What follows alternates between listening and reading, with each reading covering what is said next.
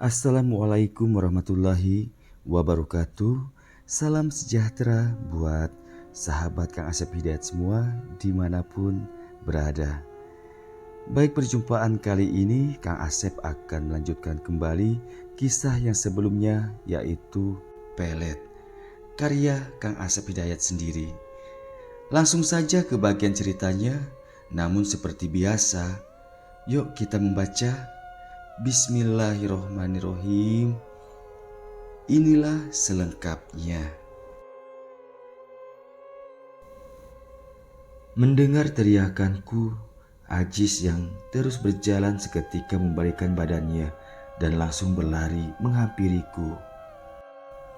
Anehnya Ajis tidak bertanya aku kenapa.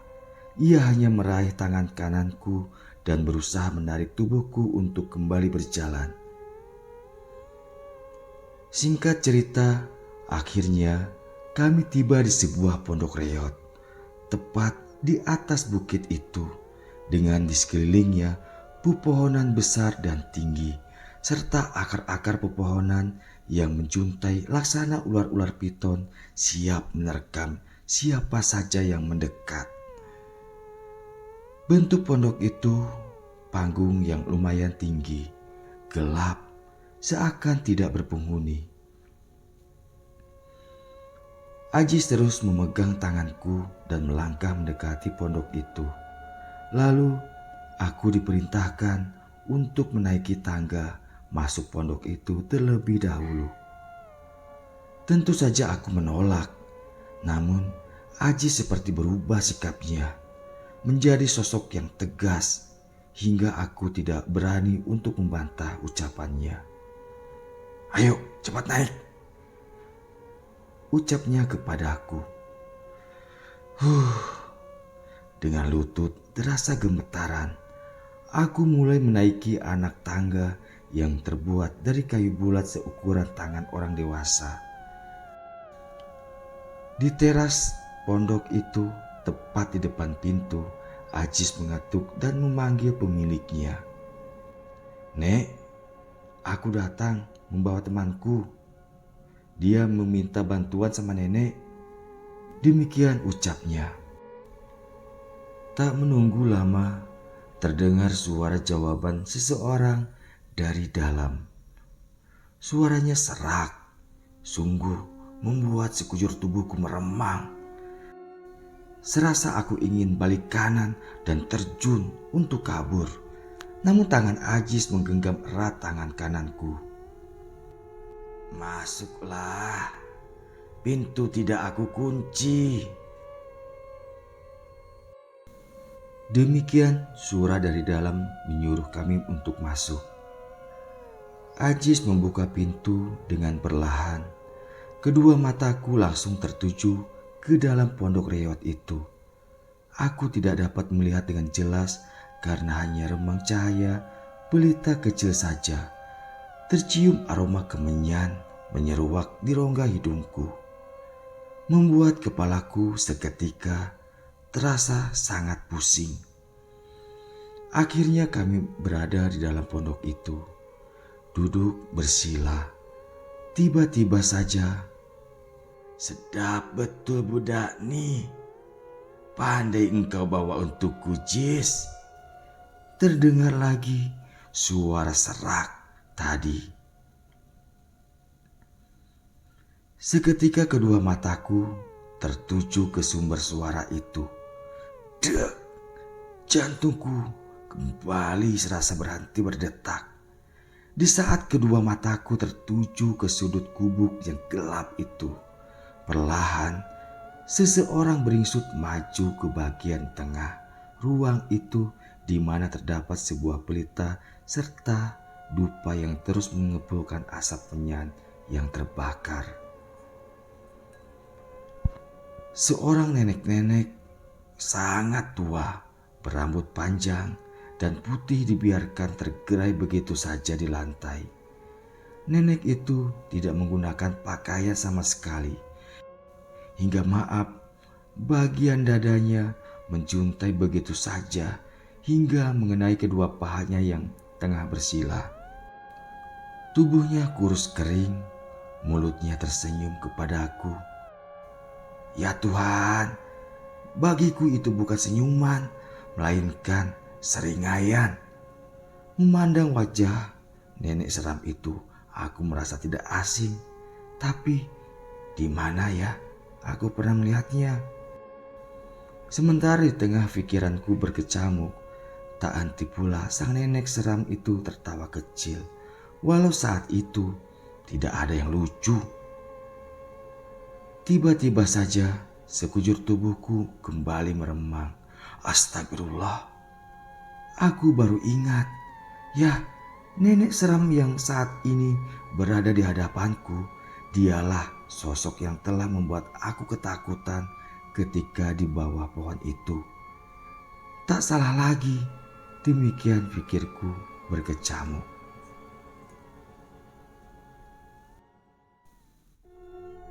Ajis, bagi dia minum, ucap nenek itu kepada Ajis sembari menyerahkan segelas air untukku. Ajis menerimanya dan menyerahkan kepadaku. Ben, cepat minum. Dengan tangan gemetaran, aku menerima dari Ajis dan segera meminumnya. Air itu seperti air biasa, tidak berbau, juga tidak berasa. Setelah meminum air itu, ada sesuatu yang aneh terjadi pada diriku. Aku merasa lebih rileks, bahkan tenang. Tak ada rasa takut atau aneh lagi melihat sosok nenek menyeramkan yang berada di hadapanku saat itu. Dalam waktu singkat, dengan santai pula, aku berkomunikasi dengan nenek itu. Engkau dah yakin nak ilmu ini? Engkau dah faham syarat apa? Demikian pertanyaan nenek itu kepadaku. Iya sayang. Jawabku pasti. Sesaat aku berucap, sempat hatiku terkejut. Apa yang telah aku ucapkan? Aku menyebutnya sayang. Namun entahlah apa yang telah terjadi. Aku sadar, tapi jiwaku seakan bukan diriku sendiri. Hatiku berontak, namun tak kuasa. Akhirnya aku pasrah dan mengikuti apa yang akan terjadi. Kalau engkau udah siap, lakukanlah syarat pertamanya. Kembali nenek itu berkata, memerintahkan agar aku mulai melaksanakan ritual. Nenek itu merebahkan diri di lantai papan usang pondok itu. Kedua pahanya terbuka layaknya wanita hendak melahirkan. Lalu dengan santai aku mendekatinya. Dengan segera aku melepaskan semua pakaian yang melekat pada tubuhku. Saat itu entah apa yang telah merasuki jiwaku. Tiba-tiba saja hasrat birahiku begitu menggebu. Bagai singa lapar, dengan buas aku menyetubuhi nenek seram itu. Parahnya lagi, aku sangat menikmati permainan gila itu. Seakan aku tengah berhubungan dengan pasangan yang indah mempesona. Seakan ia kekasihku. Jujur aku melepas keperjakaan saat itu dengan nenek menyeramkan. Aku terkapar. Aku terkapar di lantai papan yang tak beralaskan apapun. Nafasku masih memburu layaknya selesai mendaki gunung yang tinggi. Dengan posisi masih tanpa pakaian, tiba-tiba sang nenek menyemburkan air ke bagian tubuhku sembari meracau tak jelas. Mungkin merapalkan mantra. Terkena semburan air itu, seketika aku tersadar. Aku segera bangkit dan kembali menggunakan pakaianku. engkau dah dapatkan apa yang engkau inginkan. Tapi jika engkau mau lebih bagus lagi, ada ritual yang kedua. Demikian ucapnya sembari tersenyum puas kepada aku, yang jika saat ini aku mengingatnya, membuat aku merinding, bahkan terasa mual mau muntah karena sangat menjijikkan. Apa itu ritualnya, Nek? Tanyaku dengan penuh semangat. Saat itu entah sugesti atau kekuatan apa, jiwaku terasa kuat dan penuh semangat tanpa ada keraguan. Ritual meminum darah anjing hitam. Sekarang turunlah, di bawah pondok ini ada anak anjing hitam. Sembelih dan minumlah darahnya. Maka ilmu peletmu sempurna. Demikian ucapnya menjelaskan kepadaku.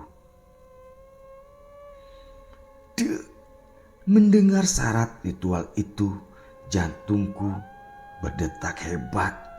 Hatiku berpikir, sudah cukup aku melakukan dosa ini. Aku tidak mau menambah lagi. Kalau engkau tidak mau ya sudah, ini sudah cukup. Tiba-tiba saja nenek itu berkata, seakan ia dapat mendengar perkataan di hatiku. Singkat cerita, setelah semua tujuan selesai, aku kembali ke kota di mana aku bekerja. Aku menjalani hidup penuh semangat. Percaya diriku sangat tinggi, bahkan menggebu-gebu. Bagaimana tidak, baru saja aku tiba di kosan, pikiranku teringat Rizka, dan baru saja aku melepas pakaian hendak mandi. Tiba-tiba saja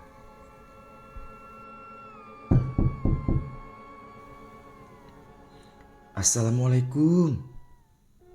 Terdengar suara seseorang mengetuk pintu dan mengucapkan salam di kamar kosku. Dan suara itu suara perempuan.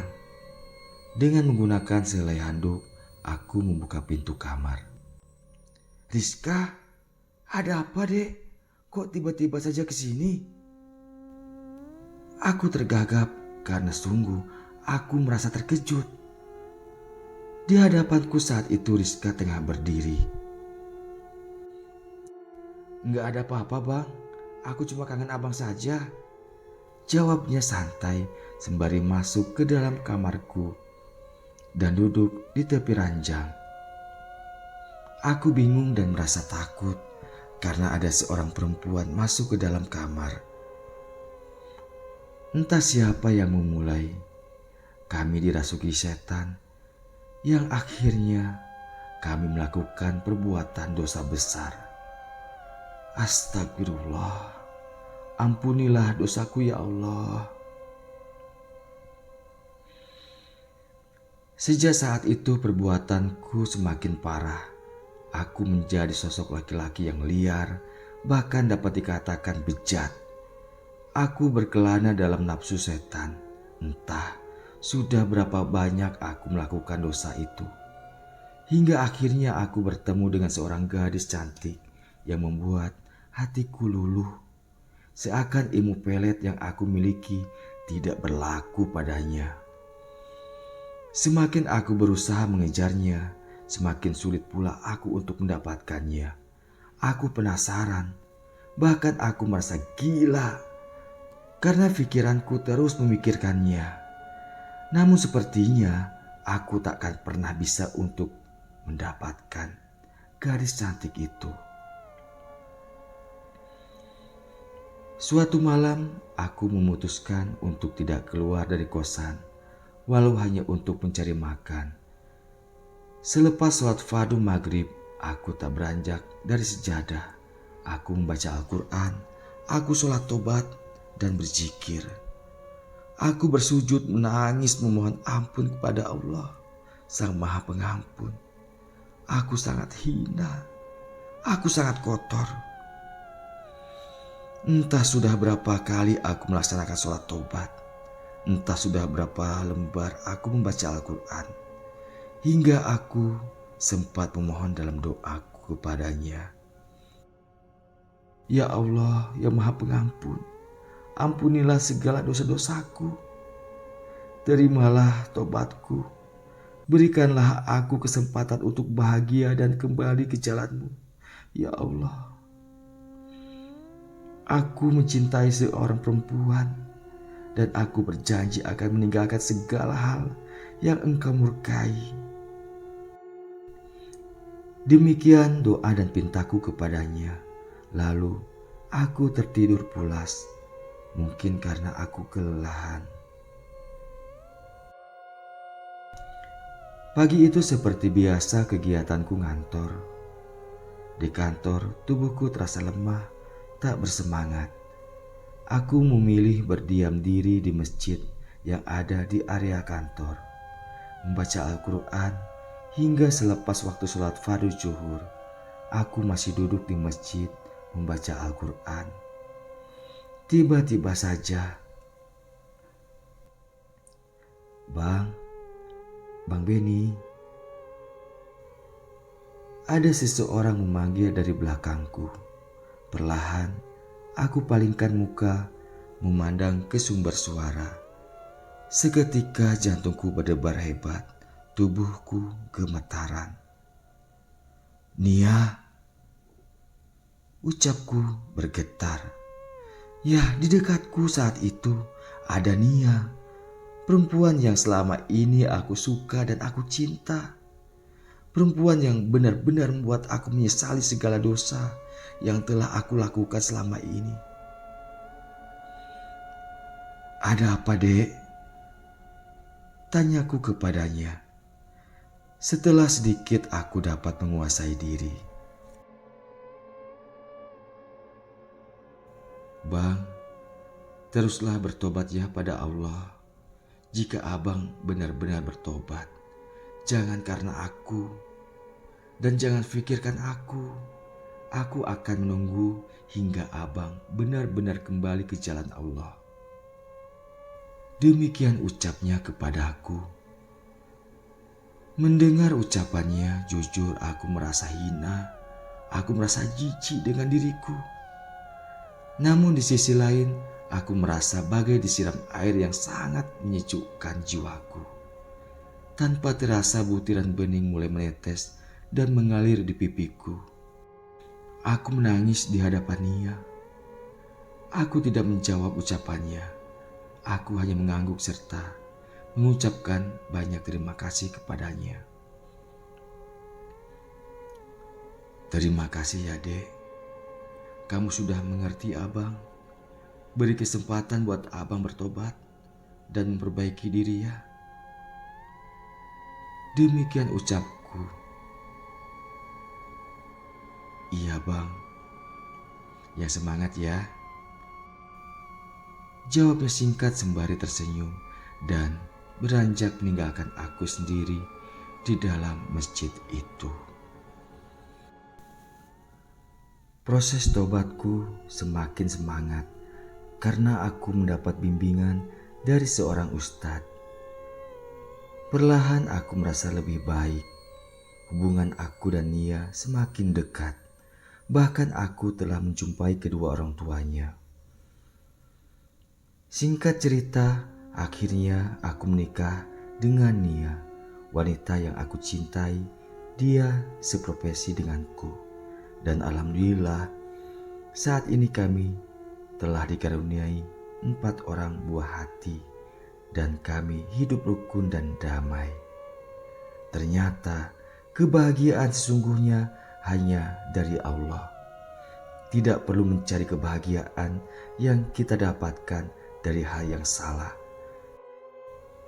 Karena sesungguhnya justru itu yang akan menghancurkan hidup kita, bahkan menjerumuskan kita ke dalam kehinaan di dunia maupun kelak di akhirat. Selesai. Demikian akhir dari kisah ini. Semoga berkenan dan mohon maaf atas segala kesalahan dan kekurangannya. Kang Asep aturkan banyak terima kasih dan Kang Asep akhiri, wassalamualaikum warahmatullahi wabarakatuh.